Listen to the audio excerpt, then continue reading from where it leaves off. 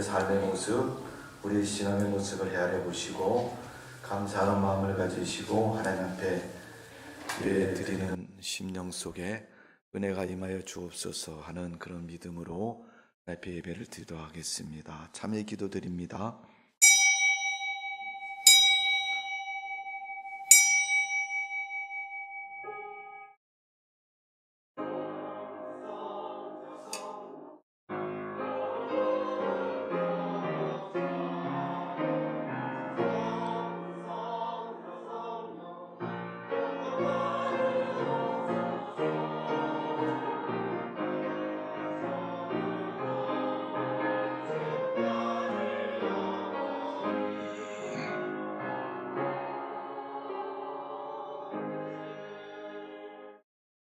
여호와를 경외하며 그의 길을 걷는 자마다 복이 있도다. 내가 내 손에 수고한 대로 먹을 것이라. 내가 복되고 형통하리로다. 내 집 안방에 있는 내 아내는 결실한 포도나무 같으며 내 식탁에 둘러앉은 자식들은 어린 감람나무 같으리로다. 여호와를 경외하는 자는 이같이 복을 얻으리로다. 여호와께서 시온에서 내게 복을 주실지어다. 너는 평생에 예루살렘의 번영을 보며 내 자식의 자식을 볼지어다. 이스라엘에게 평강이 있을지로다. 아멘. 사랑과 은혜가 많으신 주님, 오늘 거룩한 주일입니다. 하나님을 경외하고 하나님을 섬기며 예배하는 자리에 우리를 불러주셨사오니 주님 앞에 드리는 예배가 복이 있게 하여 주시고 하나님이 받으시는 예배가 되게 하여 주시는 줄로 믿습니다. 아버지 하나님, 우리의 신앙이 흔들리기 쉬운 환경을 가지고 있고 삶의 모습을 가지고 있습니다. 그래도 주님 앞에 드리는 예배를 위해서 오늘 달려나오고 또 정한 마음으로 드리는 우리의 예배를 받으시고 하늘을 여시고 하나님이 축복하여 주옵소서. 지나간 일주일 동안 삶의 터전에서, 직장에서, 지경에서 하나님을 바라보고 세상을 살았습니다. 원치 않는 죄를 범하였고 하나님을 모르는 소리를 했으며 하나님의 뜻에 반하는 그런 모습으로 살아온 우리의 모습을 주님이 용서하시고 축복하여 주옵소서. 이 시간 우리의 마음이 하나님을 향해서 다시금 온전한 마음으로 세워지게 해주시고 하나님께 영광 돌리고 소망 있는 삶이 되도록 은총을 내려 주옵소서. 이 시간도 살아계신 우리 하나님이 우리의 예배를 받으시고 축복하여 주옵소서. 감사와 찬양과 영광을 돌려드리며 예수님의 이름으로 기도하옵나이다. 아멘. 다같이 일어나셔서 찬송가 38장을 하나님 앞에 드립니다.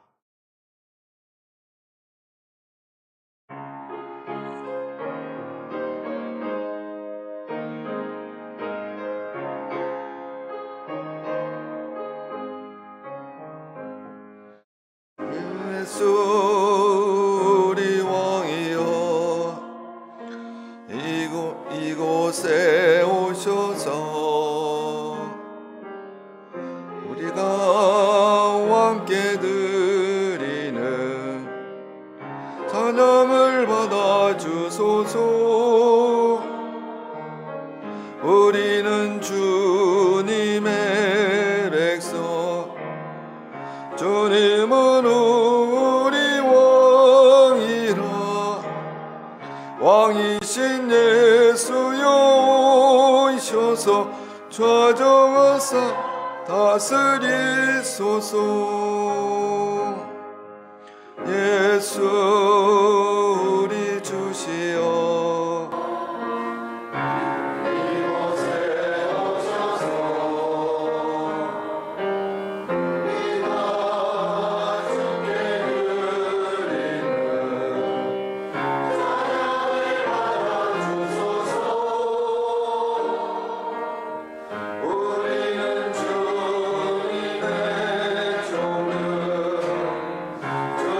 주님은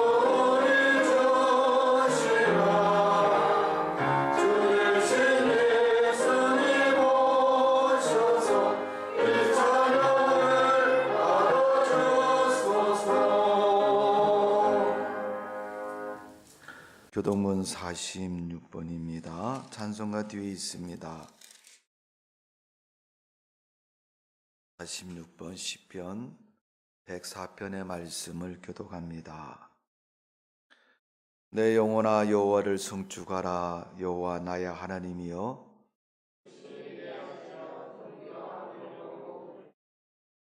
주께서 옷을 입음같이 빛을 입으시며 하늘을 휘장같이 치시며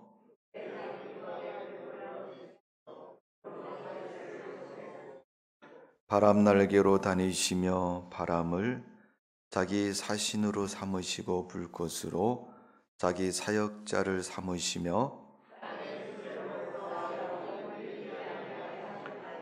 주께서 물의 경계를 정하여 넘치지 못하게 하시며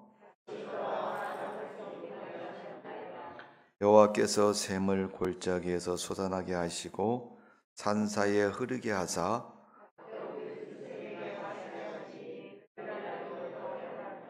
공중의 새들도 그 가에서 깃들이며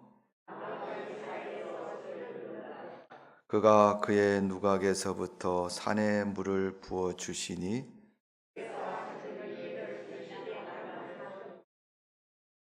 아멘. 전능하사 천지를 만드신 하나님 아버지를 내가 믿사오며 그의 아들 우리 주 예수 그리스도를 믿사오니 이는 성령으로 잉태하사 동정녀 마리에게 낳으시고 본디오 빌라도의 고난을 받으사 십자가에 못 박혀 죽으시고 장사한 지 사흘 만에 죽은 자 가운데서 다시 살아나시며 하늘 오르사 전능하신 하나님 우편에 앉아 계시다가 저희로서 산자와 죽은 자를 심판하러 오시리라. 성령을 믿사오며 거룩한 공예와 성도가 서로 도하는 것과 죄를 사하여 주시는 것과 몸이 다시 사는 것과 영원히 사는 것을 믿사옵나이다. 아멘. 제자리에 앉으셔서 찬송가 401장 찬송을 하나 앞에 드리도록 하겠습니다. 401자입니다.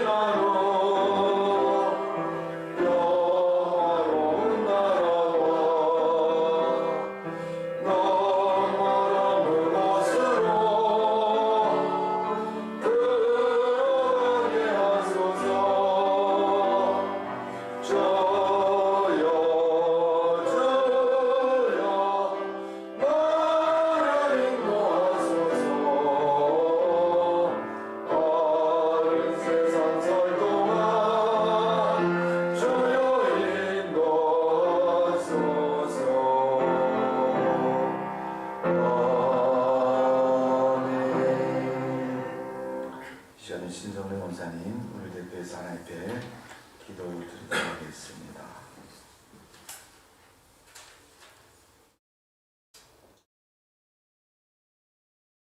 사랑과 은혜를 늘 사모하는 자에게 풍성히 채우신 우리 하나님 아버지의 은혜로 말미암아 저희들이 주의를 거룩하게 예배를 드릴 수 있도록 인도해 주시고 또한 평안 가운데 머무를 있도록 허락하신 우리 하나님 아버지께 영광과 찬양을 올리옵나이다.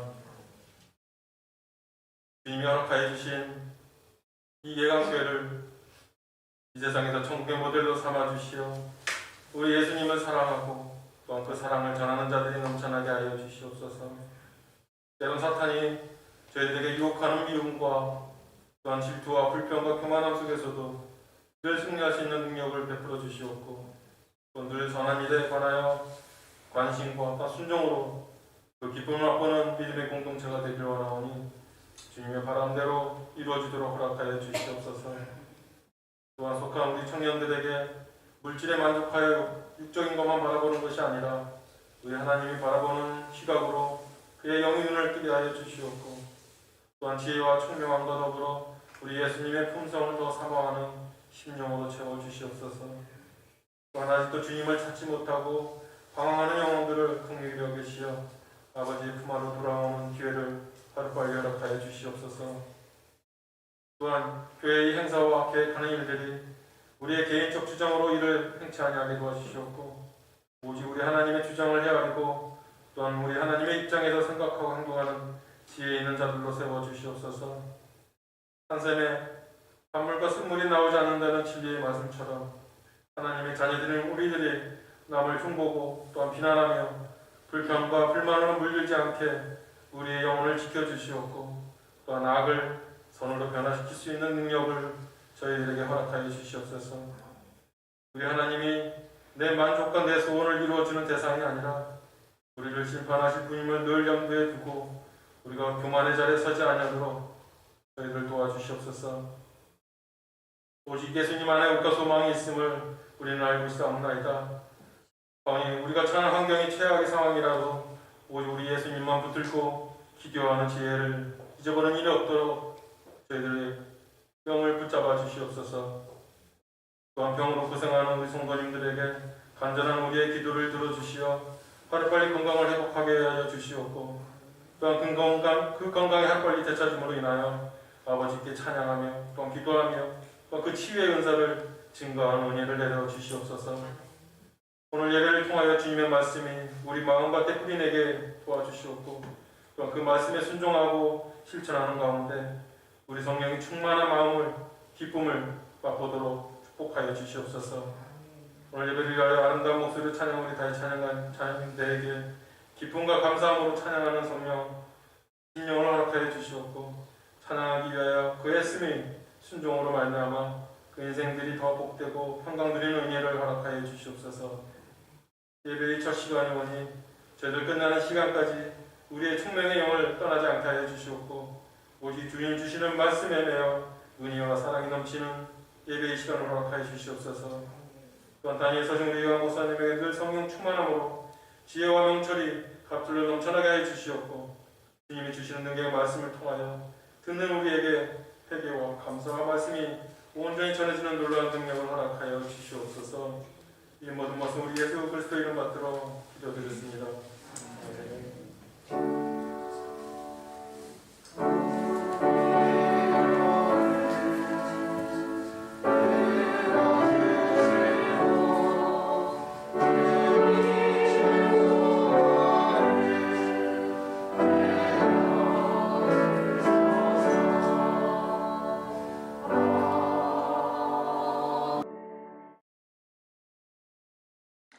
오늘 은혜 받을 하나님 말씀 봅니다. 사도행전 10장 1절에서 48절까지입니다. 제가 가진 신약 성경은 204면에 있습니다. 홀수절은 제가, 짝수절은 여러분이 48절까지 긴 말씀입니다. 여러분 천천히 잘 맞추어서 봉독을 하도록 하겠습니다. 제가 먼저 1절을 읽습니다. 가이사랴에 고넬료라 하는 사람이 있으니 이달리아 부대라 하는 군대의 백부장이라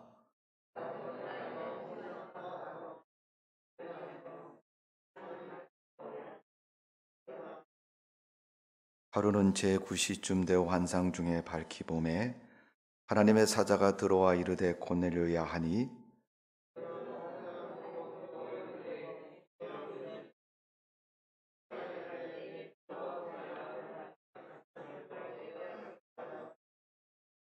내가 지금 사람들을 요바에 보내어 베드로라 하는 시몬을 청하라.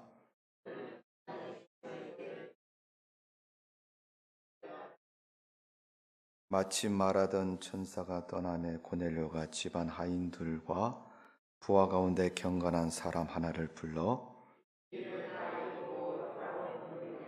이튿날 그들이 길을 가다가 그 성에 가까이 갔을 그때에 베드로가 기도하려고 지붕에 올라가니 그 시간은 제6시더라.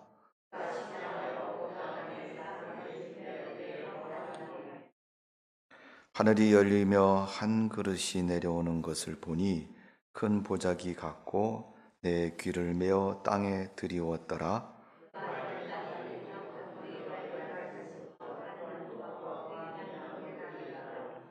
또 소리가 있으되 베드로야 일어나 잡아먹으라 하거늘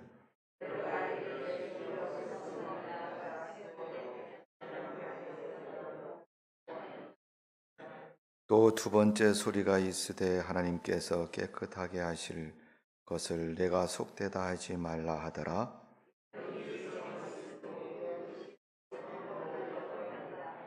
베드로가 본 바 환상이 무슨 뜻인지 속으로 의아해 하더니 마침 고넬료가 보낸 사람들이 시몬의 집을 찾아 문 밖에 서서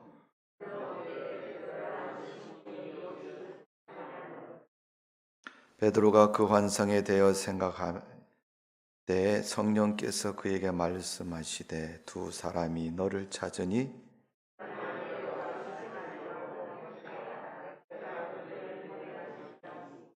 베드로가 내려가 그 사람을 보고 이르되 내가 곧 너희가 찾는 사람인데 너희가 무슨 일로 왔느냐?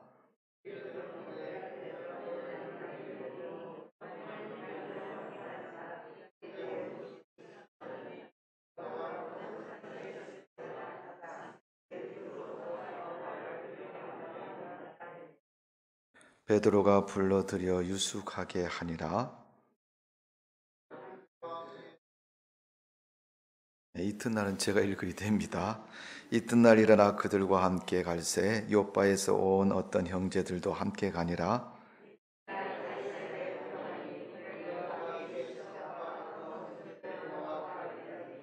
마침 베드로가 들어올 때 고넬료가 맞아 그 발에 엎드려 절하니 더불어 말하며 들어가 여러 사람이 모인 것을 보고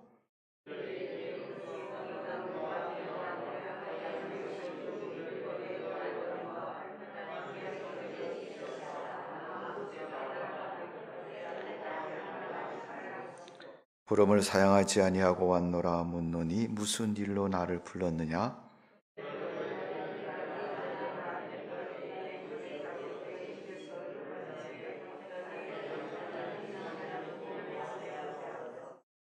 말하되 고넬료야 하나님이 내 기도를 들으시고 내 구제를 기억하셨으니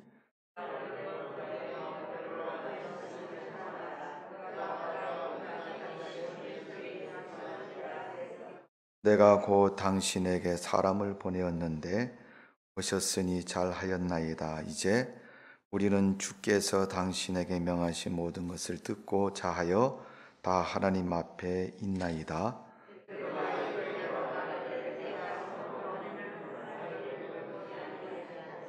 각 나라 중 하나님을 경외하며 의를 행하는 사람은 다 받으시는 줄 깨달았도다.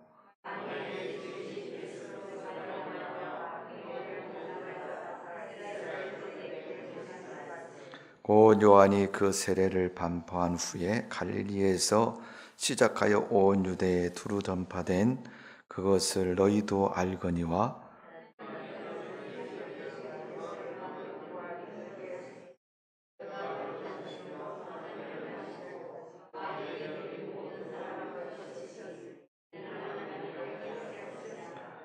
우리는 유대인의 땅과 예루살렘에서 그가 행하신 모든 일의 증인이라. 그를 그들이 나무에 달아 죽였으나 모든 백성에게 하신 것이 아니요 오직 미리 택하신 증인 곧 죽은 자 가운데서 부활하신 후 그를 모시고 음식을 먹는 우리에게 하신 것이라.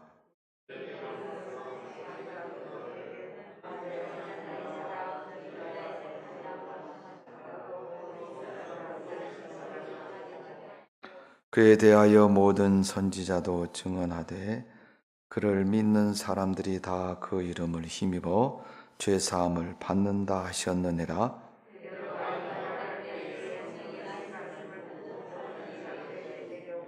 베드로와 함께 온 할례 받은 신자들이 이방인들에게도 성령 부어 주심으로 말미암아 놀라니,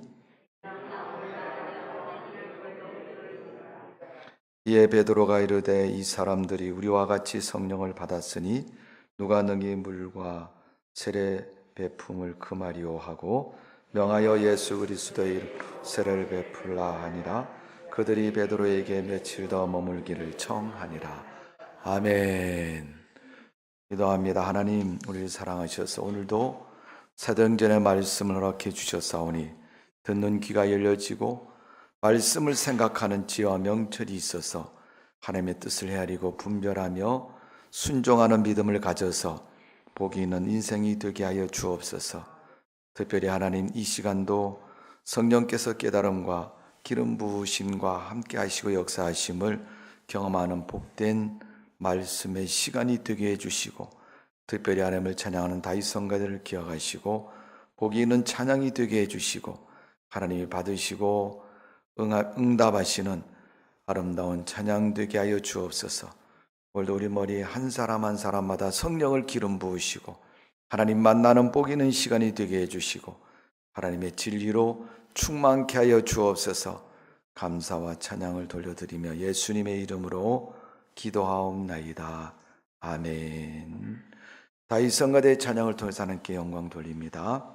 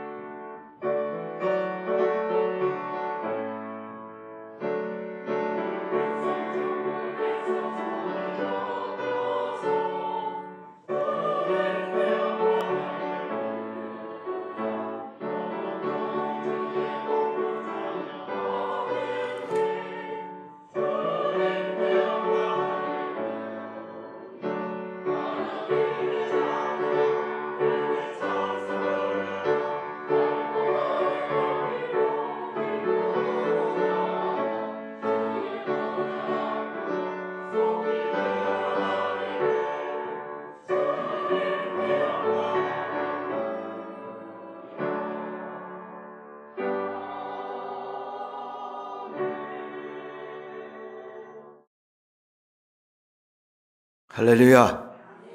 우리 옆에 사람하고 한번 축복합니다. 사랑합니다. 축복합니다. 시작.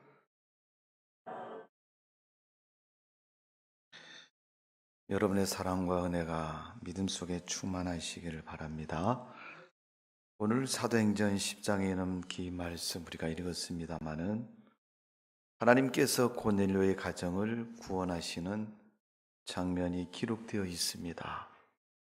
오늘 여러분 가정을 추수하시는, 구원하시는 하나님의 구원과 축복하심이 있습니다. 지난 주간에 여러분 추수감사절에서 우리가 하나님 앞에 감사하는 절기로 우리가 말씀을 들었습니다마는 그 하나님의 구원과 은혜가 오늘 고넬료의 가정에 임하였고 고넬료의 신앙 속에 있는 것을 볼 수 있습니다. 하나님은 지금도 세상을 만드셨고 그 만드신 세상을 축복하시고 은혜를 베풀어 주시는 줄로 믿습니다. 그래서 우리는 늘 축복의 자리에 머물러야 할 것이고 그 하나님의 축복으로 살아가야 되는 줄로 믿습니다. 최초의 인간은 아담과 하와가 하나님 만든 에덴 동산을 범죄함으로 망가뜨렸습니다. 하나님 에이 망가뜨렸으니까 너네가 알아서 책임져라 이렇게 하지 않으셨어요. 여러분 우리는 집에서나 우리 삶 속에서 그렇지 않습니까? 여러분 자녀들이 뭘 잘못하면 야 이놈아 왜 이렇게 했냐고 야단을 치고 훈계를 하면서 그 모습으로 벌어진 모든 일을 부모님이 책임을 지잖아요. 부서진 건 다시 회복시키고 또 망가진 것도 바로 세우고 그 자녀를 비록 조금 야단칠지라도 원래 좋은 모습으로 다시금 만드는 것을 그 부모를 통해 볼 수 있는 것처럼 하나님은 우리 인간이 망가뜨린 에덴 동산 좋고 풍요로운 이 세상을 망가진 상태로 버리지 아니하시고 그것을 다시금 회복시키시고 그 잘못된 것에서 온전케 바르게 만드시는 하나님의 은혜와 축복을 볼 수 있습니다. 성도 여러분, 여러분 가정에 하나님의 은혜가 충만하시기를 바랍니다. 오늘 본문에 있는 고넬료처럼 하나님께서 여러분 가정을 책임져 주시고 돌보시고 2020년 추수감사절 이러한 감사절에 우리 가정은 과연 고넬료의 가정처럼 하나님의 그런 복을 받고 믿음의 가정인가를 다시 한번 돌아보시고 그런 삶이 우리에게 있어져야 될 줄로 믿습니다. 여러분 고넬료만 기쁜 게 아니라 하나님을 믿는 우리 가정도 그런 믿음에서 복된 삶을 살아가는 가정이 되시기를 주님의 이름으로 축원합니다. 여러분 하나님의 은혜와 구원은 어쩌다 이루어진 것이 아닙니다. 하나님의 은혜 속에 이루어진 것이고 하나님의 뜻과 계획 속에서 이루어졌다는 사실을 우리는 기억해야 됩니다. 하나님이 오늘 고넬료 가정을 구한 데는 그 가정에 복을 주신 데는 이유가 있는 것입니다. 무엇 때문에 고넬료 가정이 복을 받고 살아갑니까? 첫 번째는 그를 가르쳐서 경건한 사람이다. 하나님은 경건한 사람을 기억하시고 오늘도 위기에서 건지시는 줄로 믿습니다. 여러분 운동장에서 아이들이 100m 달리기 10명이 라인에 쫙 서서 막 달리기를 합니다. 결승전이 가까워졌는데 한 80m쯤 달려가다가 어떤 아이가 넘어졌어요. 그런데 그 넘어진 아이를 향해서 어떤 아줌마가 막 달려갑니다. 아이고 이놈 큰일 났네. 어디 다친 데는 없냐? 넘어진 아이를 뻘떡 일으키면서 손과 발과 무릎을 다 살펴보면서 어디 다친 데 없니? 라고 말합니다. 지금 1등 하려고 온갖 모든 것을 다해서 이 아이가 사력을 다해서 달렸는데 그만 실수해서 넘어졌는데 그 모습을 보고 달려간 엄마는 1등 해야지, 빨리 일어나 달려야지 이런 말을 하지 않고 먼저 그 아이에게 어디 다친 데 없냐고 물어보는 것입니다. 오늘 하나님은 이 엄마와 같이 우리 인생의 모든 삶 속에서 그런 인생이 되기를 원하고 계시는 겁니다. 여러분 고넬료가 경건하다는 것은 하나님의 자녀라는 것이고 하나님 백성이라는 겁니다. 그렇기 때문에 하나님은 그에게 물으시는 겁니다. 실수해서 넘어져도 어디 다치지 않느냐고 묻는 것이지, 왜 넘어졌느냐, 조금만 더 뛰면 1등 할 수 있는데, 그렇게 말하지 않습니다. 성도 여러분, 고넬료의 경건한 모습, 성경은 3가지로 말합니다. 첫 번째는 기도하는 사람이다. 두 번째 경건한 모습을 구제했다라고 말하고 있습니다. 가난한 사람을 보면 마음에 누가 뭐라고 하지 않아도 그 선한 마음 때문에 그의 불쌍한 모습이 내 모습처럼 느껴졌고, 뭔가를 조금 그에게 이로움을 주고 도와줘야겠다는 그런 선한 마음을 갖게 되는 겁니다. 그래서 우리가 악한 세상은 어떻게 합니까? 넘어지고 약하고 힘없는 사람 짓밟아서 눌러버리는 것이 우리의 사람의 모습 아닙니까? 그러나 그가 얼마나 아프냐, 불쌍히 여기고 긍휼히 여기고, 예수님의 말씀 속에 있는 것처럼 선한 사마리아인처럼 강도를 만나서 아무도 보지 않는 그런 길에 넘어진 것, 방치하면 죽을 수밖에 없는 환경에 있는 그를 불쌍히 여겨서 자기 나귀에 태우고 또 여간에 그를 보내서 그가 치료받고 완전해질 때까지 모든 것을 책임지는 그런 사람, 그런 모습처럼 선한 마음을 가지고 늘 구제하는 사람이었다고 성경은 말하고 있습니다. 세 번째는 온 가족이 모두 하나님을 경외했다라고 말할 수가 있습니다. 그 모습이 어떤 모습이에요? 경건한 사람의 모습이다. 여러분은 경건하십니까? 경건하지 않습니까? 여러분의 신앙은 경건한 신앙입니까? 경건하지 않는 신앙입니까? 유대인들의 율법주의적인 신앙처럼 주일날은 걷는 것도 천천히, 또 몇 걸음 이상 걷지도 말고, 또 일도 하지 말고 뭐도 하지 말고 그렇게 하는 것이 경건한 진정한 모습입니까? 여러분, 진정한 경건은 하나님을 온전히 섬기고 믿고 하나님께 순종하는 삶을 사는 것이 경건한 삶인 것입니다. 오늘 고넬료는 이방인이었습니다. 그래도 하나님은 그를 경건한 사람이라고 불렀습니다. 하나님 말씀을 따라 사는 사람이고 하나님의 뜻을 따라 사는 그의 모습을 가르쳐서 경건이라고 말하고 있습니다. 종교적인 행사나 법에 따라서 경건을 갖는 사람이 경건한 것이 아닙니다. 내가 하나님을 믿는 교회의 장로이기 때문에, 또 교회를 책임지는 목사이기 때문에, 아니면 우리 아버지 어머니가 집사이기 때문에 그 직분 때문에 경건해지는 것이 아닙니다. 오늘 여러분의 신앙이 경건하시기를 바라고, 하나님이 경건한 사람을 기억하시는 것처럼 우리의 믿음이 경건한 믿음이 되어서 주님이 기억하는 성도의 믿음 되시기를 주님의 이름으로 축원합니다. 두 번째, 기도하는 곳에 하나님의 은혜와 임재가 있다는 것입니다. 하나님을 만났다는 사람들 성경에 많이 있습니다. 오늘 본문 3절에서 6절의 말씀을 보면 고넬료가 베드로가 기도했다고 말하고 있습니다. 여러분, 하나님께 기도하는 것은 성도가 가장 기초적으로 해야 될 일입니다. 여러분, 배고픈 사람이 밥 먹는 거 먹으라고 굳이 안 해도 어떻게 해요? 밥을 먹는 거죠. 배부르기 위해서, 살기 위해서. 여러분, 우리가 영적인 건강을 유지하고 하나님의 사람으로 온전한 믿음을 가지고 살아가기 위해서는 기도하는 사람이 되어야 됩니다. 하나님을 믿는 성도가 기도하지 않는다면 무엇을 가지고 신앙을 유지하고 그 믿음을 지킬 수 있습니까? 오늘 환상을 보게 되는데 그 환상이 베드로만 본 것이 아니고 고넬료도 환상을 봅니다. 그런데 그 환상의 내용이 사도인 베드로와 이방인의 백부장인 고넬료가 다른 모습으로 나타났습니다. 근데 중요한 것은 한 사람은 유대인이고 한 사람은 이방인인데 그 환상을 하나님이 보여주셨다는 겁니다. 그러니까 여러분, 하나님의 역사는 정말 누구 특정인에 의해서만 이렇게 나타나는 것이 아니고 누구든지 하나님께서 계획하시고 구원하시고 기도하는 사람에게는 다 하나님이 보이시고 이루신다는 것을 우리는 기억해야 됩니다. 하나님은 두 사람을 만나게 해주셨고 그 환상을 통해서 하나님의 구원의 계획과 은혜가 고넬료의 가정에 임했다는 것을 베드로에게 가르쳐주고 있습니다. 여러분, 고넬료가 감히 베드로를 초청할 수 없는 위치에 있는 사람 아닙니까?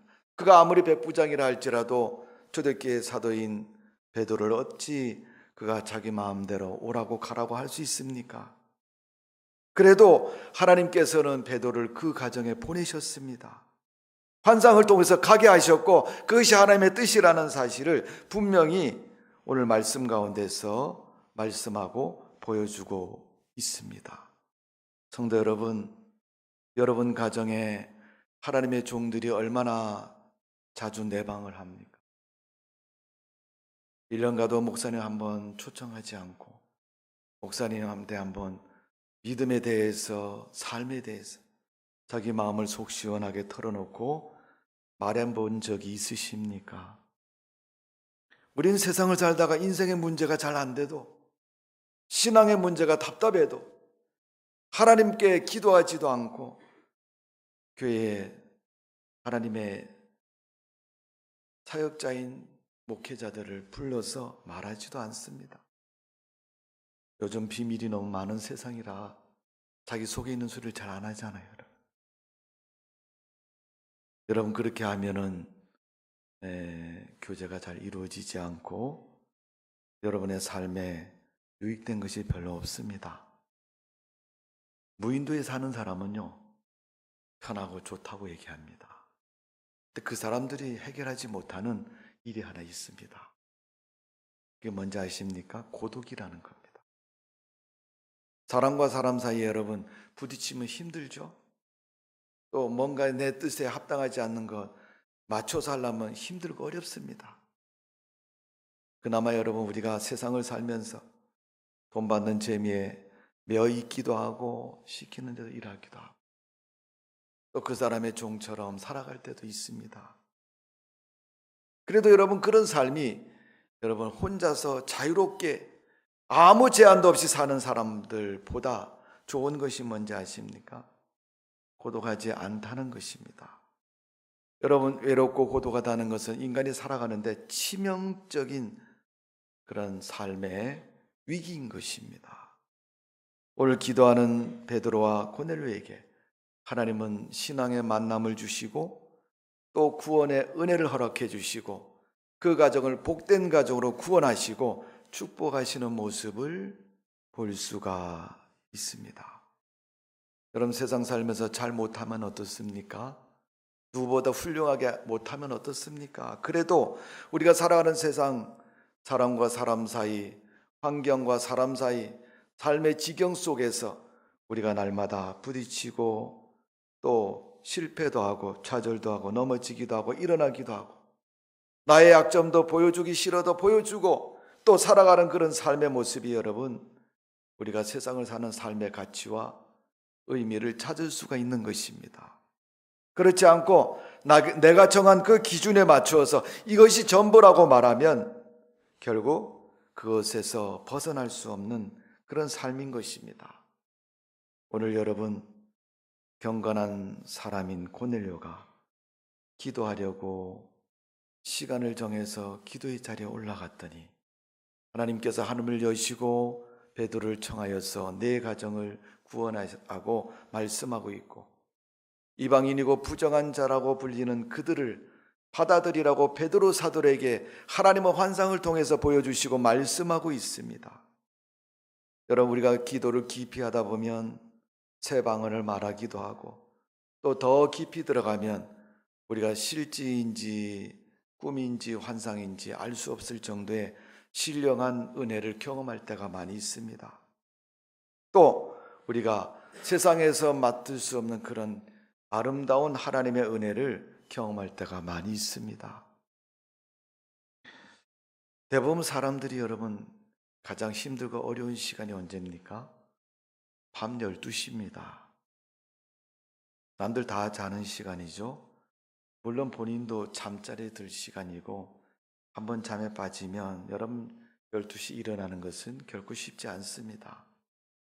그런 어려운 시간 12시에 여러분 기도하는 사람들이 가끔 있죠. 여러분 주변에 보면 그 어려운 시간에 남들 다 자는데 뭐 하는 짓이냐고 물을지 모르지만은 그것에 여러분 육체의 어려운 문제를 극복하려는 그런 마음을 가지고 하나님 앞에 특별한 마음으로 기도하는 그 신앙과 자세를 볼 수가 있습니다. 그럼 금식 기도 해보셨습니까? 금식 기도는 먹을 것을 절제하고 기도하는 것이 금식 기도지 않습니까? 사람의 육체가 먹지 않는다면 여러분 무슨 힘으로 살 수 있습니까? 세상에서 제일 참기 힘든 것은 뜨거운 불도 있고 또 무거운 짐도 있지만은 먹을 수 있는 자유를 얻지 못한 것이 여러분 가장 힘들고 어려운 문제입니다. 냄새만 맡아도 여러분 사람이 정신이 혼미해질 정도로 힘들고 어려운 것입니다. 제가 신학을 공부할 때 한 기도원에서 특별히 기도하려고 금식 기도해 본 적이 있습니다. 그 기도원은 땅이 많아가지고 기도원의 모든 음식을 자급자족을 해요. 논도 있고 밭도 있고. 가을에 기도하는 시간에 기도하러 갔는데 아마 한 9월달쯤 된 것 같아요. 완전 기도하니까 방송을 합니다. 기도원에 오신 분 여러분 환영합니다. 우리 기도원을 조금만 도와주세요. 그래서 뭘 도와달라면 여러분 9월달에 그 기도원 땅에다가 겨울 김장을 준비하기 위해서 배추 모종을 심는 기간이었습니다. 그래도 저도 금식하는 기간이지만 그래도 방송을 또 가만히 있을 수 없어서 도대체 무슨 배추를 어떻게 심나고 구경함 삼아 배추 심는 데를 가봤습니다. 그때 사람들이 기도원에 있는 분들이 다 거기 와서 배추 모종을 심습니다. 며칠을 금식했는데 여러분 도저히 저는 심지 못하겠더라고요. 그래서 그 배춧가 가에 앉아서 그 심는 사람들 모습을 봤어요. 이렇게 봤더니 아주 열심을 다해서 심니다. 근데 희한한 게 뭐냐면 며칠 밥을 굶어서 그런지 모르지만 그걸 구경하고 있는데 어디선가 된장찌개 냄새가 살살 나는 거예요. 그래서 이게 뭐 이렇게 맛있는 냄새가 나지? 그렇게 생각하고 보니까 된장국을 끓인 적은 없습니다. 여러분 배추밭에서 무슨 된장국을 끓이겠어요? 그것도 모종을 심는 밭에서. 근데 그 배추 모종을 심는 그 밭에서는 분명히 내 코에서는 된장 냄새가 났습니다. 이건 환상도 아니고 꿈도 아닙니다. 실질적으로 제가 느낀 것입니다. 여러분 사람이 음식을 못 먹으면 그렇게 음식에 대한 애창도 있고 또 그것에 대한 욕구도 생기는 겁니다. 그것처럼 여러분 베드로에게 오늘 이방인 부정한 사람들 또 하나님께서 유대인들이 사람 취급도 하지 않은 그런 사람들을 구원하시려고 베드로에게 그 명령을 주시고 말씀하고 보여주시는 것을 볼 수 있습니다. 언제요? 기도할 때 보여줬다는 거예요. 여러분 교회 다니는 성도들이 정상적인 영적인 삶을 해야 하나님이 그에게 은혜도 체험하게 하시고 은사도 허락해 주시고 그를 통해서 일하시는 줄로 믿습니다. 그래서 여러분 기도하는 시간에 베드로와 고넬은 각각 다른 자리에서 기도했지만 하나님 기도하는 그들을 엮으시고 또 그들에게 은혜를 베푸셔서 하나님의 뜻을 보여주고 있는 것입니다. 그래서 고넬료가 그 환상을 본 후에 사람을 요빠에 보내서 베드로 사도를 요청합니다. 베드로도 자기를 찾는 말하고 온 것이 아니고 자기가 때를 따라서 움직이다가 요빠까지 왔는데 그 사람들이 자기를 찾는 것을 보고 이는 필시 주님께서 나를 통해서 일하고자 있는 것을 깨닫게 되고 그들의 초청에 응하는 것을 볼 수가 있습니다. 자, 오늘 보면 17절에서 23절의 말씀을 보면 이렇게 기록되어 있습니다. 자, 우리 한번 읽어볼까요? 17절에서 23절 본문입니다. 시작. 베드로가 본 바와 환상이 무슨 뜻인지 속으로 의아해 하더니 마침 고넬료가 보낸 사람들이 시몬의 집에 찾아 밖에 서서 불러 묻되 베드로라 하는 시몬이 여기 있느냐 유숙하느냐 하거늘 베드로가 그 환상에 대하여 생각할 때에 성령께서 그에게 말씀하시되 두 사람이 너를 찾으니 일어나 내려가 의심하지 말고 함께 가라. 내가 그들을 보내었느니라 하시니 베드로가 내려가 그 사람을 보고 이르되 내가 곧 너희 찾는 사람인데 너희가 무슨 일로 왔느냐? 그들이 대답하되 백부장 고넬료는 의인이요 하나님을 경외하는 사람이라. 유대인의 족속이 칭찬하더니 그가 거룩한 천사의 지시를 받아 당신의 집에로 청하여 말을 들으려 하느니라 한데 베드로가 불러들여 유숙하게 하니라. 아멘. 역시 이튿날은 못 읽었습니다.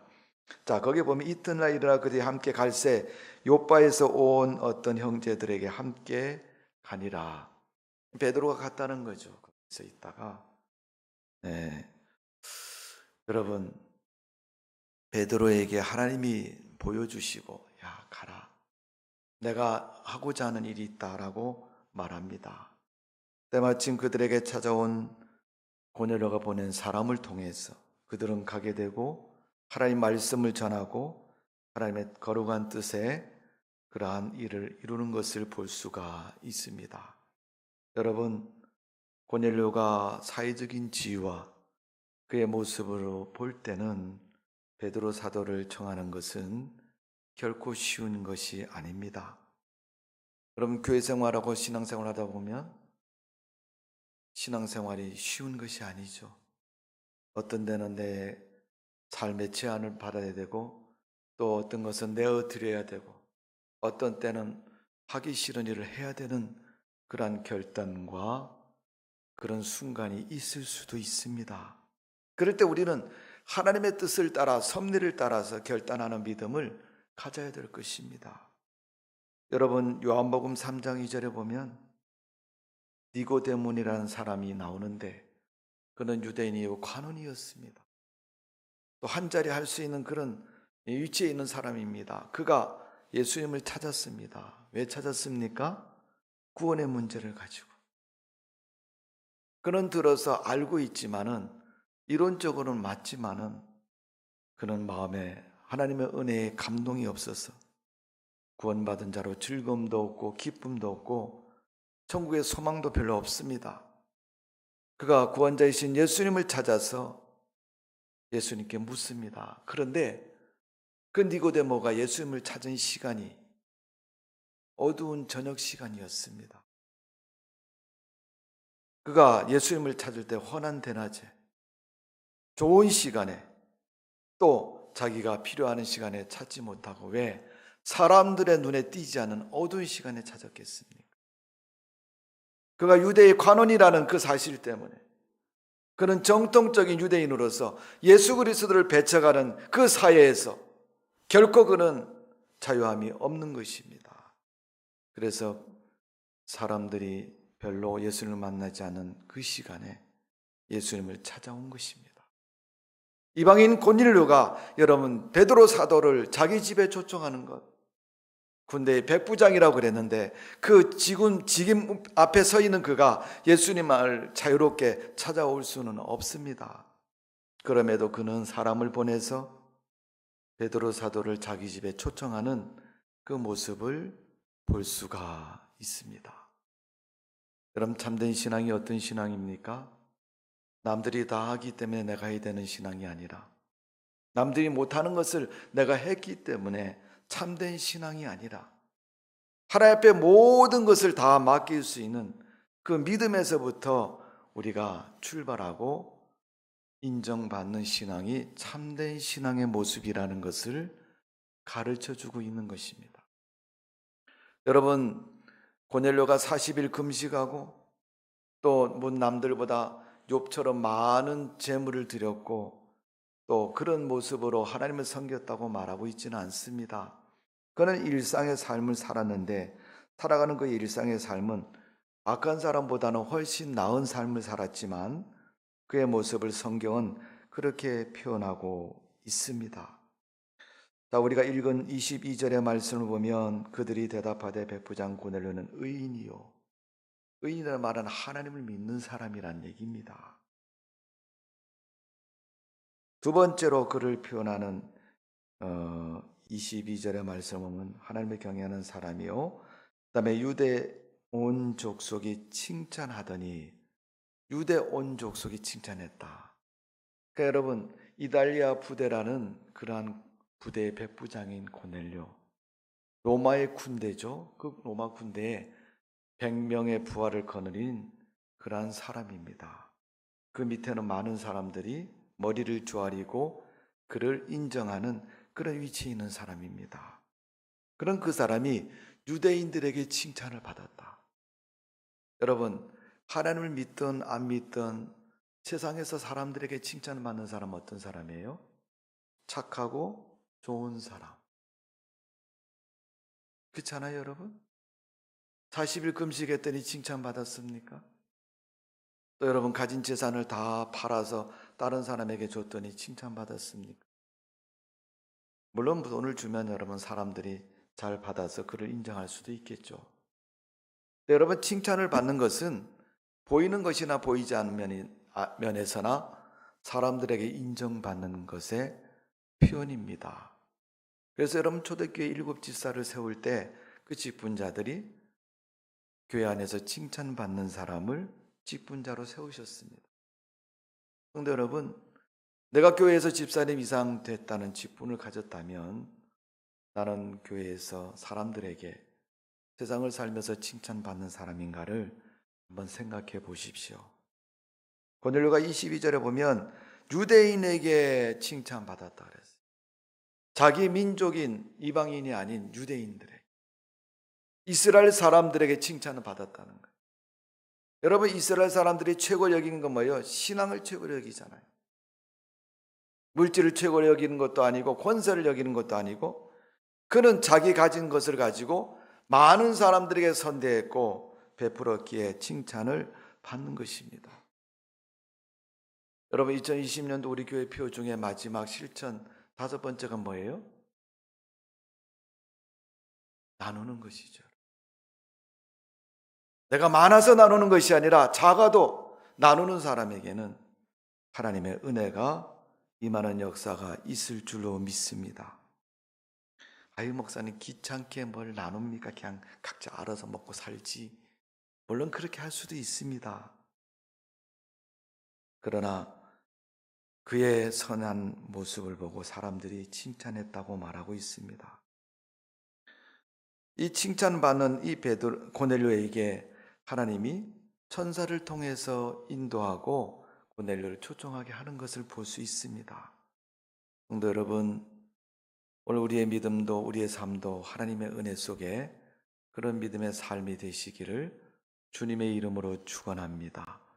성경 고린도전서 10장 13절은 그렇게 말하고 있습니다. 사람이 감당할 시험 밖에는 너희가 당한 것이 없나니 오직 하나님 미쁘사 너희가 감당하지 못할 시험 당함을 허락하지 아니하시고 시험 당할 즈음에 또한 피할 길을 내사 너희로 능히 감당하게 하시느니라. 아멘.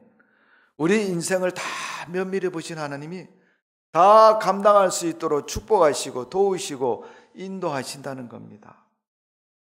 어떤 사람 무슨 문제가 생길 것 같으면 이게 머리가 발달되어 있어서 야, 이번에 무슨 문제 생길 것 같아. 아예 본인이 알아서 피하고 알아서 도망가고 알아서 그 자리에 있지 않는 사람들이 참 많습니다. 물론 그것도 굉장히 중요합니다. 멍청하게 있다가 시험 당하고 어려움 당하는 것보다는 여러분 미리 준비하는 건 중요하죠. 여러분, 우리나라는 댐이 많지 않습니까? 강물을 가로막아서 농사도 짓고 발전도 하는 댐이 많잖아요. 여러분, 댐 밑에 있는 사람은 어떻게 살아야 돼요? 네, 댐을 믿는다면 아무런 제한 없이 그냥 살아도 됩니다.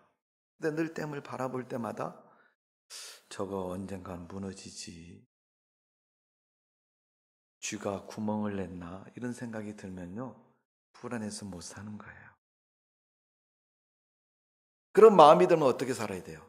이삿짐 다 산꼭대기 올려놓고 물이 댐이 터졌다 하면은 다람쥐를 쳐갖고 도망갈 준비하고 살아요.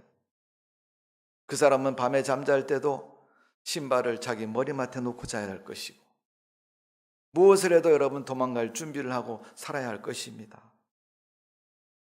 성도 여러분, 우리가 세상을 어떻게 그렇게 살 수 있습니까? 하나님은 댐이 절대 무너지지 않는 그러한 든든한 보가 되는 것처럼 오늘 우리 인생을 붙잡으시고 축복하시는 분이 하나님이신 줄로 믿습니다. 조금 있으면 여러분 추운 겨울이 됩니다. 우리가 사는 강릉 여름은 추운 겨울 되면 얼음이 얼잖아요. 여러분 강에 얼음이 이렇게 얼었는데 사람들이 그럽니다. 야, 저거 얼음 괜찮을까? 두 사람이 얼음을 보고 한 사람은 야, 그래도 날씨가 영하 20도 떨어졌으니까 저거 절대 안 깨져 그러면서 얼음 위를 저벅저벅 걸어갑니다. 근데 한 사람은 겁이 나서 못 걸어가는 거예요. 야, 저 얼음이 깨져가 쏙 들어가면 못 살아난다. 여러분 그는 가지 못하고 그 친구가 가는 걸 이렇게 봅니다. 이 걸어가는 사람은 얼음이 두껍게 얼었다는 확신을 가지고 믿음을 가지고 그 얼음 위를 저벅저벅 걸어갑니다. 얼음 한가운데 구멍을 뚫고 그런 낚시질을 하면서 큰 고기를 잡아서 그의 생계를 해결하고 인생을 살아갑니다. 그러나 그 자리에 가지 못한 의심 많은 사람은 얼음 위를 걸어가지도 못하고 또 그 문제도 해결하지 못하는 모습을 볼 수 있습니다. 성경이 가르쳐 주는 것이 뭡니까? 하나님이 우리에게 방패가 되시고 우리를 구원하시고 우리의 모든 보호자가 되신다고 가르쳐 주고 있지 않습니까? 세상을 지으신 하나님이 참새도 굶기지 아니하시고 돌보신다고 말씀한 것처럼 하나님이 우리 인생을 보호하시고 지켜주시고 함께 하신다는 사실을 우리는 믿어야 될 줄로 믿습니다. 하나님을 믿는다는 모든 것을 하나님께 다 맡기는 것을 말씀하고 있는 것입니다. 내가 못해서 하나님이 해주셔야 되는 건 맡기는 것이 아니고 나 하기 싫어서 모든 걸 다 맡기는 것도 아니고 하나님을 믿는 믿음 안에서 우리 인생을 주님께 맡기고 주님이 인도하는 대로 살아가는 믿음의 성도가 되시기를 주님의 이름으로 축원합니다. 마지막 참고적인 모습으로 고넬료의 신앙의 모습을 성경은 기록하고 있습니다.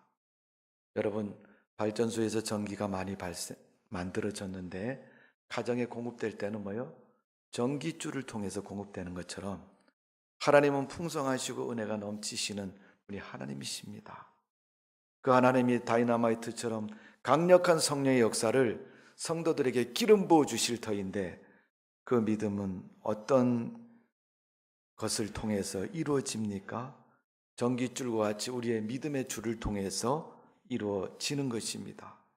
여러분 고넬료의 신앙을 오늘 성경의 말씀을 보면 2절에 보면 그의 삶과 믿음이 경건했다는 거예요. 하나님을 믿는 사람처럼 살았다는 거예요. 믿음의 사람처럼 살았다는 거예요. 교회를 다니면서 아직도 믿음의 사람의 모습이 되지 않은 성도들이 있습니까? 바꾸셔야 됩니다. 여러분의 인생이 경건한 인생이 되고 믿음이 되어야 할 것입니다. 두 번째 2절에 보면 고넬료의 신앙을 기도하는 신앙이라고 말하고 있습니다. 하나님 다 알아서 해주실 건데 뭘 기도를 하냐고? 그렇게 하지 마시고 작은 것이라도 큰 것이라도 어려운 것이라도 쉬운 것이라도 하나님 앞에 기도하는 삶의 모습이 우리의 모습이 되어져야 될 줄로 믿습니다. 세 번째는 구제하고 선한 삶을 사는 사람이 고넬료라는 것입니다. 2절의 말씀을 보면 선한 사람, 22절에 보면 네 번째로 칭찬받는 사람이 고넬료의 삶의 모습이라는 거예요. 신앙에서도 칭찬받고 일반적인 삶에서도 칭찬받고 사람들이 그를 바라볼 때는 어떻게 저렇게 착하고 좋은 사람이 라고 말할 수 있는 것처럼 고넬료는 칭찬의 사람이었다고 말씀하고 있습니다. 17절에서 23절에 보면 주의 종 주의 사자를 선대하는 신앙입니다. 그가 베드로를 청하는 것은 결코 쉬운 문제가 아니었습니다. 그럼에도 그는 베드로를 청하여서 그 은혜를 누리게 되는 것을 볼 수 있습니다. 오늘도 하나님은 여러분 가정에 가기를 원하고 계십니다. 기도하십시오. 또 베드로처럼 요청을 하십시오. 하나님의 은혜가 여러분 가정에 머물 것이고 여러분 가정이 축복된 가정이 될 줄로 믿습니다. 여러분의 삶을 하나님 앞에 오픈하는 만큼 하나님은 그 모든 삶을 다 아시기 때문에 오픈하는 그 믿음을 보시고 그를 축복해 주시는 줄로 믿습니다. 여러분 집에 무슨 금덩어리가 그렇게 많고, 여러분 집에 뭐 보아서는 되지 않을 문제들이 그렇게 많아서 다 알고 계신 하나님 앞에서도 여러분 우리 가정의 문제를 내어놓지 못하고 살아갑니까? 고넬료는 이방인이었고 백부장이었고 자칫 잘못하면 손가락질을 받을 수 있는 그런 위치에 있는 사람임에도 불구하고 그는 베드로 사도를 자기 집에 초청하고 그를 통해서 세례를 받고 가족 모두가 구원받는 은혜의 삶이 되어진 것을 기억하시기를 바랍니다. 가정과 가까운 사람들을 23절과 24절에 보면 전도했다 그랬어요. 여러분, 우리의 구원의 신앙은 나만이 구원이 아니라 더불어 구원인 겁니다. 그래서 하나님의 은혜는 개인적인 은혜도 있지만 공동체 은혜가 따로 있는 겁니다. 하나님이 교회를 통해서 주시는 공동체 은혜가 있는 것입니다. 마지막 25절에서 33절에 보면 베드로와 고넬료는 간증이 있는 신앙인입니다. 하나님의 은혜를 경험했기 때문에 간증이 나오는 거예요. 내가 어떻게 예수 믿고 있고 하나님의 은혜를 어떻게 누리고 있는가를 간증하고 있는 거예요. 여러분, 우리 교회는 중보기도팀이 있는데 중보기도팀 우리 기도하시는 분들은 그 간증이 많으실 겁니다. 벌써 오랫동안 기도했기 때문에 그 기도하는 가운데 가정마다 이루어지고 해결되고 하나님을 만난 사건들이 많이 있을 겁니다. 그런데 여러분, 여러분의 가정이 그런 복을 받기를 원하면, 여러분 가정에 하나님의 그런 은혜가 있기를 원하면 중보기도팀에서 기도하십시오. 함께 걱정하고 금심하면서 믿음의 사람으로 위해서 기도하면 하나님을 만날 것입니다. 하나님의 은혜가 여러분 삶 속에 역사해 주실 줄로 믿습니다. 뿐만 아니라 하나님의 놀라운 은혜가 날마다 그곳에 일어나는 줄로 믿습니다. 마지막 46절에 보면 모든 것을 통하여서 하나님을 높이셨다는 거예요. 고넬료나 베드로나 이 되어진 일을 하나님이 하셨다고 그들은 궁극적으로 말하고 있습니다. 고넬료에게는 47절에서 48절에 보면 가족 모두가 세례를 받는 거예요. 여러분 돌아보십시오. 여러분 자녀들은 하나님 잘 믿고 있습니까? 여러분 가족들은 하나님을 잘 믿고 있습니까? 여러분 가정에 가족들이 모두 예수 그리스도를 잘 믿고 있습니까? 고넬료의 가정처럼 하나님만을 바라보고 섬기고 하나님 앞에 은혜 입은 가정입니까? 그렇지 않습니다. 추수는 여러분 밭에 뿌린 곡식을 거둬들인 것이 추수인 것입니다. 하나님은 이 땅을 밭과 같이 말씀하셨고 우리 사람들의 영혼 구원을 위해서 그분은 1년에 아니면 10년에 아니면 그분의 때에 그 땅에서의 모든 영혼의 추수를 그분은 갈망하고 계십니다. 오늘 그 갈망하는 추수에 여러분 가정이 추수되는 복이 있는 성도의 가정이 되시기를 주님의 이름으로 축복을 드립니다. 마지막 48절을 읽어드립니다. 명하여 예수 그리스도의 이름으로 세례를 베풀라 하니라. 그들이 베드로에게 며칠 더 머물기를 청하니라. 여러분 신앙생활 하는 사람들은 이걸 잘해야 돼요. 그래야지 여러분 시험도 안 들고요, 신앙도 좋은 믿음이 될 수 있어요.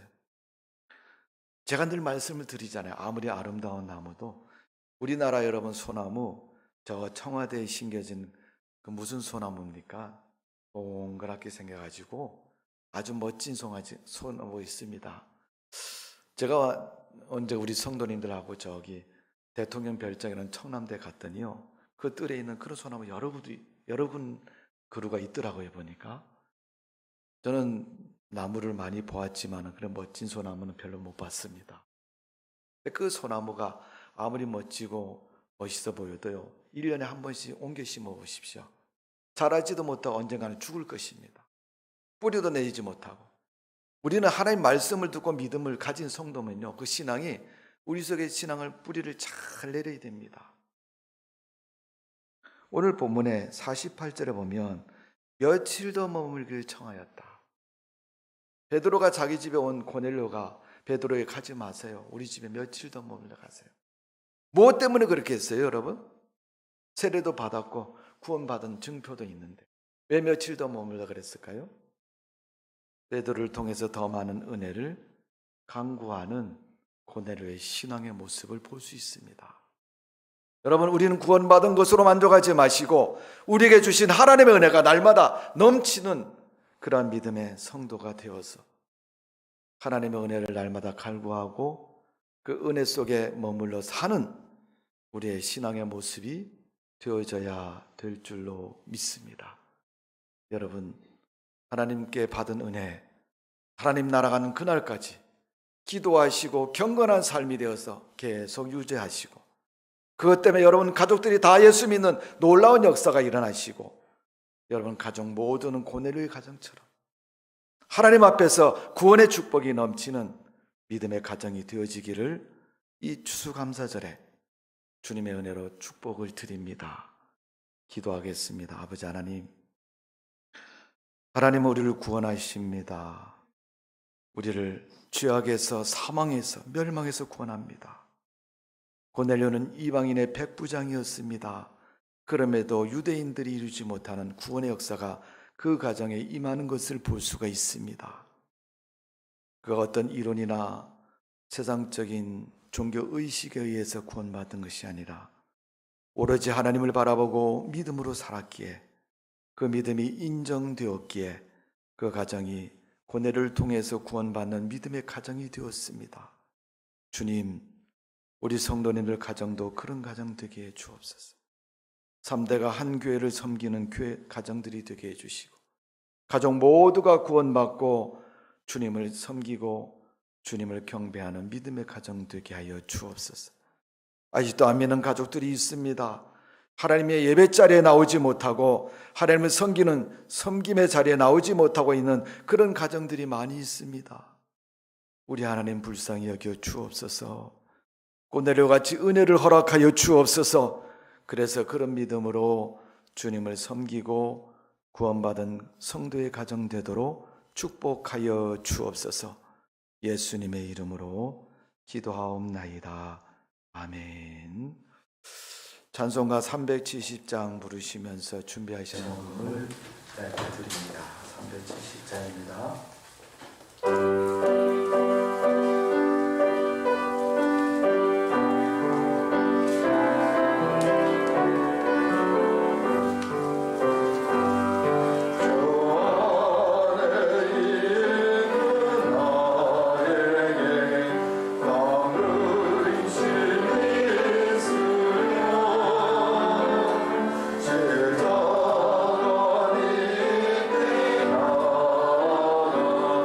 내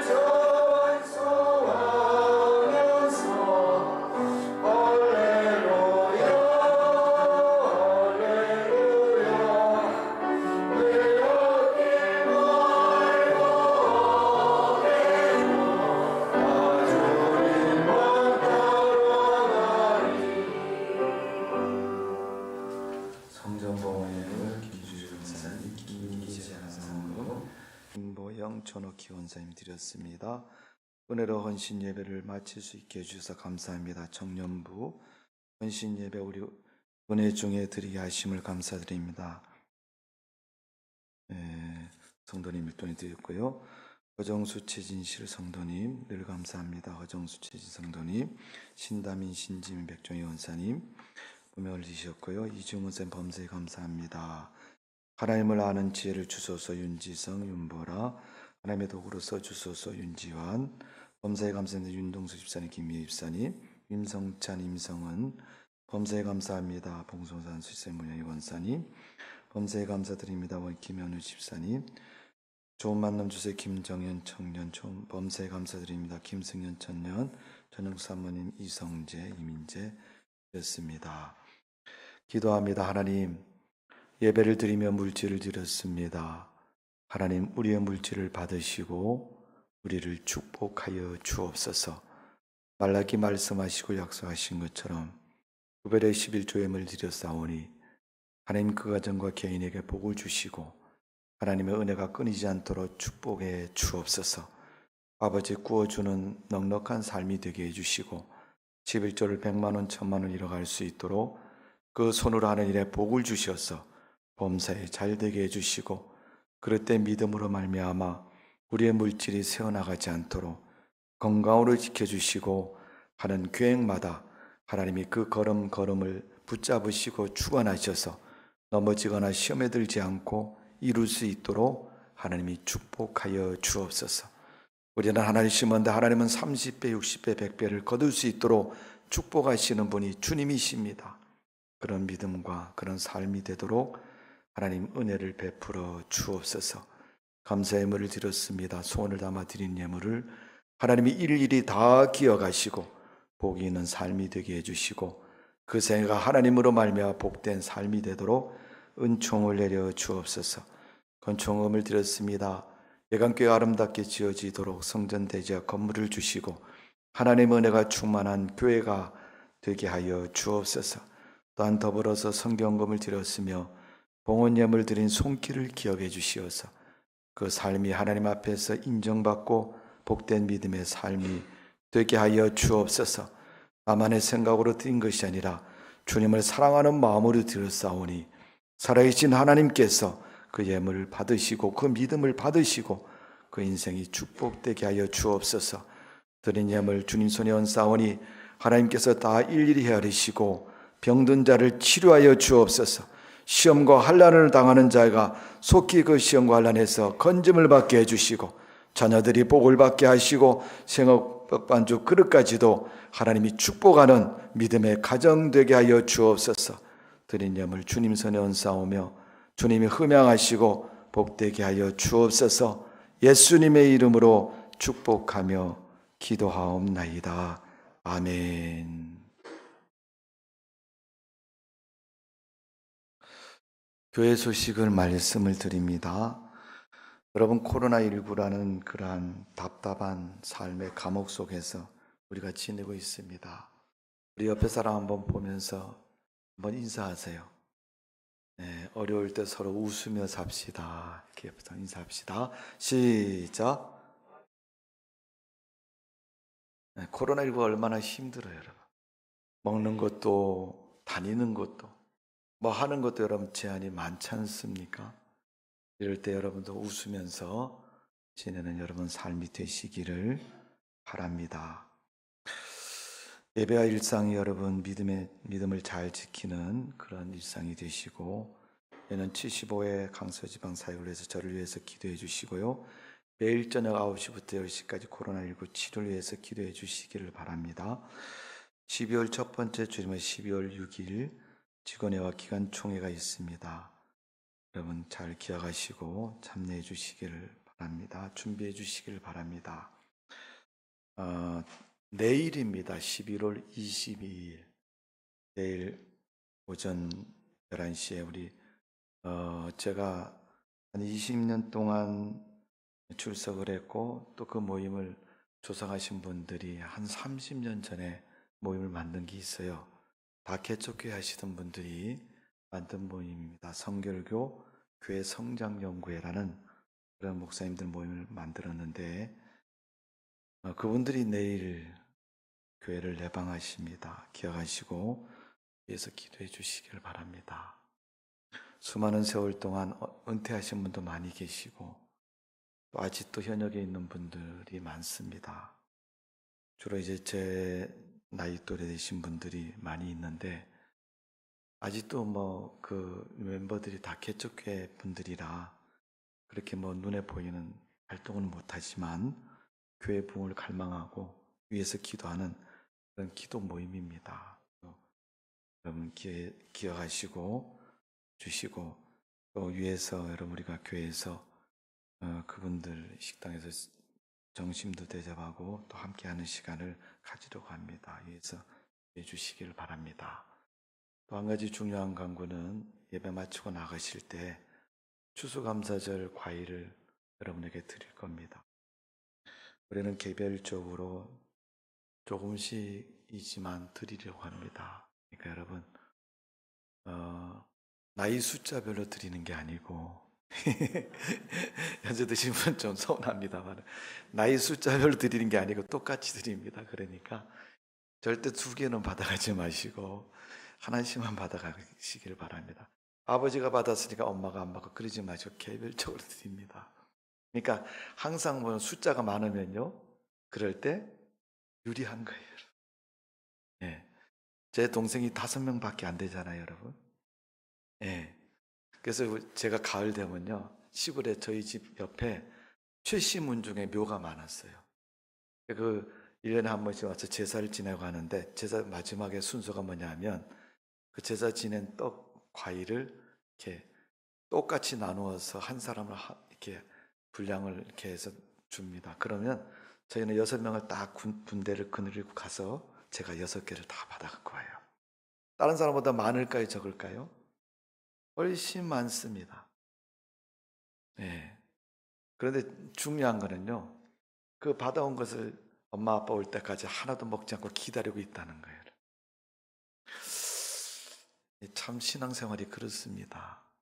하나님 바라보면서 그렇게 사는 것이 신앙생활인데 언젠가 우리는 내 멋대로가 생활화가 돼가지고 그렇지 못할 때가 참 많아요.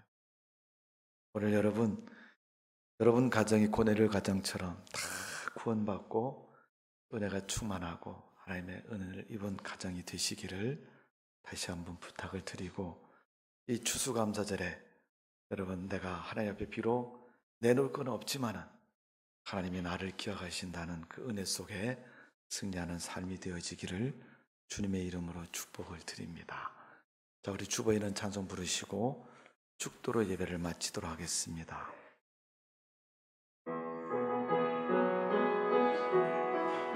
다 같이 일어나서 부릅니다.